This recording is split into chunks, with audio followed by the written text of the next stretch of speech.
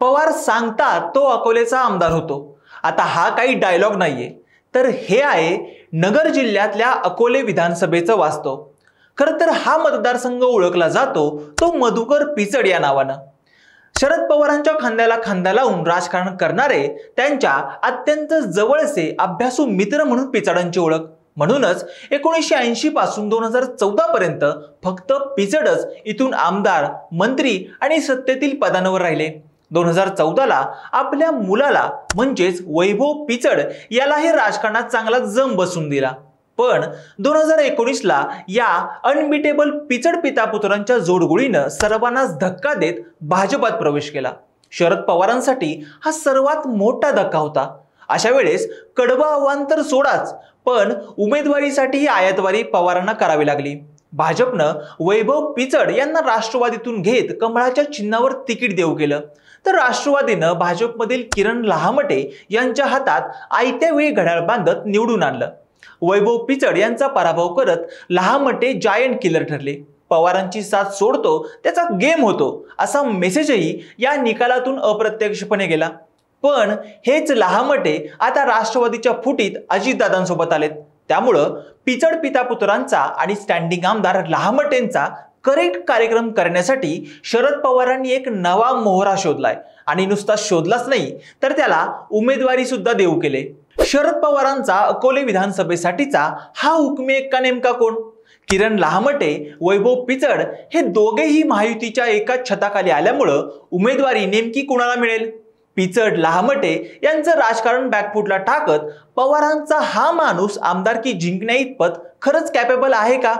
अकोले मतदारसंघाचं येऊ घातलेल्या विधानसभा निवडणुकीचं संपूर्ण, सखोल आणि साधं सोपं विश्लेषण आजच्या व्हिडिओतून।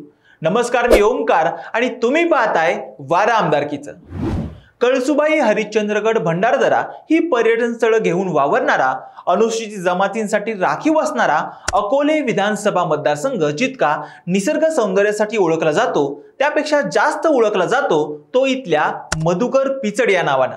तब्बल 1980 पासून मुसाफिरी करणाऱ्या पिचडांचं राजकारणच शरद पवारांसोबत वाढलं आणि मोठं देखील झालं। अगदी राष्ट्रवादी काँग्रेसचे संस्थात्मक सदस्य झाल्यानंतरही त्यांनी घड्याळाच्या चिन्हावर निवडणुका लढवल्या आणि जिंकल्या देखील। 1980 ते 2014 पर्यंत अशा सलग 7 टर्म आमदार म्हणून निवडून जाण्याचा एक आगळा वेगळा रेकॉर्डही त्यांच्याच नावावर राहिला। 2014 ला मात्र त्यांनी राजकारणातून स्वल्पविराम घेत आपल्या मुलाला म्हणजेच वैभव पिचड याच्या राजकारणाला मैदानात उतरवलं। खरं तर भाजपच्या बाजूने असणारं वारं आणि घराणेशाहीचा शिक्का पडलेला असल्यामुळं वैभव पिचडांसाठी घोडं मैदान लांब होतं। मात्र त्यांनी शिवसेनेच्या मधुकर तळपाळे यांचा पराभव करत वडिलांचा अकोले विधानसभेचा आमदारकीचा वारसा पुढे चालवला। पिचड पिता पुत्रांसाठी तसा राजकारणाचा कार्यक्रम ओके होता, पण 2019 मध्ये त्यांनी असा काही निर्णय घेतला याची कल्पना कोणीच आणि कधीच केली नव्हती। विधानसभा निवडणुकीच्या तोंडावर पिचड पिता पुत्रांनी राष्ट्रवादीतून भाजपात गेले। अर्थात हा शरद पवारांसाठी आणि राष्ट्रवादीसाठीही मोठा धक्का होता, कारण पिचडांची शरद पवारांप्रती असणारी निष्ठा सर्वांनाच ठाऊक होती। त्यामुळे ते असा काही निर्णय घेतील अशी कुणी कल्पनाही केली नव्हती। पण भाजपचं सरकार येणार असल्यामुळं सत्तेत राहून विकास कामं करण्यासाठी आपण हा निर्णय घेत असल्याचं स्पष्टीकरण पिचडांनी दिलं। पण हा एक निर्णय आपल्याला कुठं घेऊन जाईल याची कल्पना वैभव पिचड यांना नव्हती।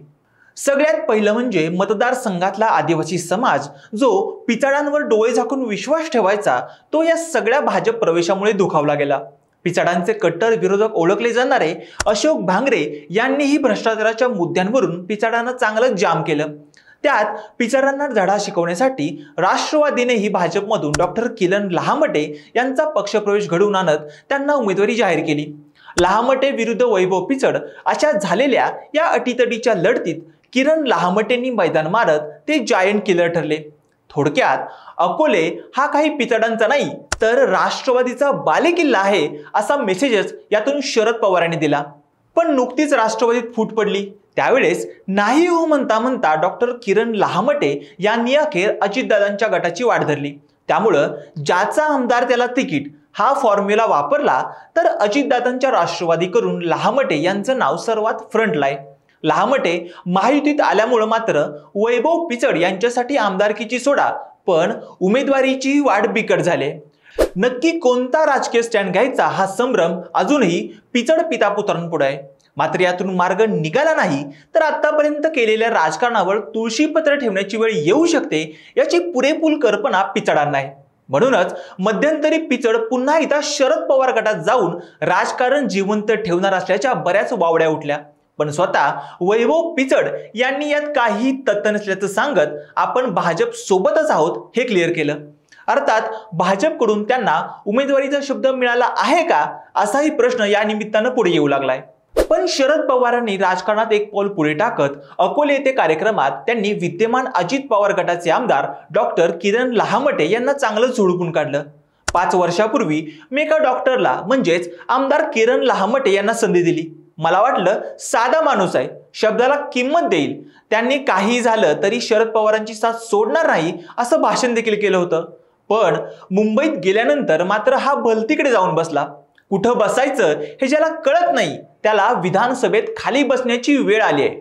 आता अमित भांगरे या तरुणाच्या पाठीशी शक्ती उभी करा. तरुणांच्या ताकदीवर अकोले आणि महाराष्ट्रातलं राजकारण बदलल्याशिवाय राहणार नाही असं म्हणत त्यांनी घड्याळाच्या विरोधात तुतारीकडून आधीच अमित भांगरे यांच्या नावाची घोषणा केल्यामुळं इथं घड्याळ विरुद्ध तुतारी, लहामटे विरुद्ध भांगरे अशी अटीतटीची लढत पाहायला मिळेल असं म्हणता येऊ शकतं. पण या सगळ्या फ्रेममध्ये पिचड नेमकी काय भूमिका घेणार यामुळे मात्र स्थानिक नेत्यांची चांगलीच धडधड वाढली. खरं तर दुष्काळी नगर जिल्ह्याला पाणी पोहोचवण्याचं काम हा अकोले तालुका करत आलाय. इथली धरणं पुऱ्या जिल्ह्याची तहान भागवत असतात. पण आता याच तालुक्याच्या तोंडचं पाणी पळून जावं असं राजकीय ट्विस्ट विधानसभा निवडणुकीच्या निमित्तानं पाहायला मिळत आहेत. त्यामुळं किसमे कितना है दम असं म्हणत लहामटे विरुद्ध भांगरे अशा होऊ घातलेल्या लढतीत अकोल्याचा बालेकिल्ला कुठली राष्ट्रवादी आपल्याकडे कायम ठेवेल? शरद पवारांना सोडून जाण्याचा धडा जसा पिचडांना बसला तसाच लहामटेंनाही बसेल का? वैभव पिचड मतदारसंघातली पिचडी भरून काढत पुन्हा एकदा आमदारकीवर ठाण मांडून बसण्यासाठी नेमकी कुठली आयडियाची कल्पना राजकारणात आणतील? तुम्हाला काय वाटतं? अकोल्याचा पुढचा आमदार कोण होतो? तुमचं मत आणि प्रतिक्रिया आम्हाला कमेंट बॉक्समध्ये नक्की कळवा. आणि अशाच राजकीय व्हिडिओसाठी आमच्या हॅलो महाराष्ट्र या चॅनलला लाईक, शेअर आणि सबस्क्राईब करायला विसरू नका. व्हिडिओ शेवटपर्यंत पाहिल्याबद्दल धन्यवाद.